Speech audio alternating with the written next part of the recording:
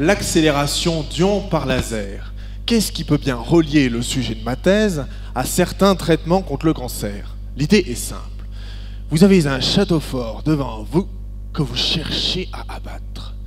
Pour cela, vous allez utiliser un canon afin d'accélérer des boulets à de haute vitesse, donc à de grandes énergies. Et ce sont ensuite ces boulets qui vont transmettre leur énergie au mur du château fort pour le détruire. C'est ce que font les physiciens dans les centres de cancérologie, mais où leurs cibles sont des tumeurs de quelques centimètres dans le corps de patients. On a alors besoin de déposer l'énergie de façon très localisée et contrôlée pour ne pas toucher les tissus sains autour de la tumeur. On veut détruire le château fort, mais pas le village qui est à côté, si vous voulez. Il faut donc choisir des projectiles suffisamment petits, les atomes, constituant de la matière, qui sont 10 millions de fois plus petits qu'un millimètre. Ces atomes, ils sont constitués d'un noyau lourd et d'une couche d'électrons qui les rendent empotés et sourds aux ordres du canon.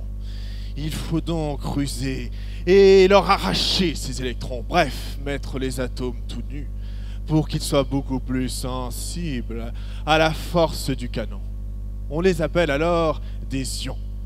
Dans les centres de cancérologie actuels, les assaillants, ou si vous préférez les physiciens, arrivent à accélérer ces ions dans de longs canons où ils imposent des tensions électriques importantes. Comme ils ne peuvent pas imposer n'importe quelle tension, ces accélérateurs sont de très grande taille et coûteux. Mais moi, je fais partie d'une autre troupe d'assaillants. Nos canons peuvent supporter des tensions beaucoup plus importantes que dans les accélérateurs classiques et peuvent donc être beaucoup plus compacts.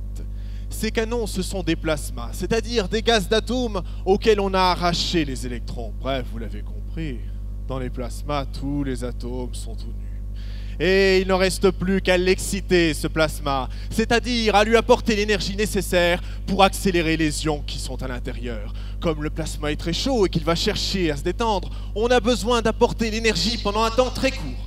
Ce qui est capable de faire ça, c'est un laser. On en choisit un qui est 1 milliard de fois plus intense que celui de votre lecteur DVD. Mon rôle, c'est justement de comprendre comment le laser peut apporter efficacement son énergie au plasma. L'idée, c'est de transmettre l'énergie du laser aux électrons et de les éloigner collectivement des ions.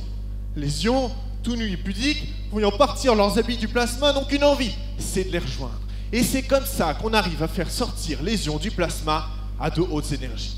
Cette physique est donc complexe, mais elle nous permettra sans doute de faire sauter les dernières forteresses qui nous séparent des accélérateurs efficaces.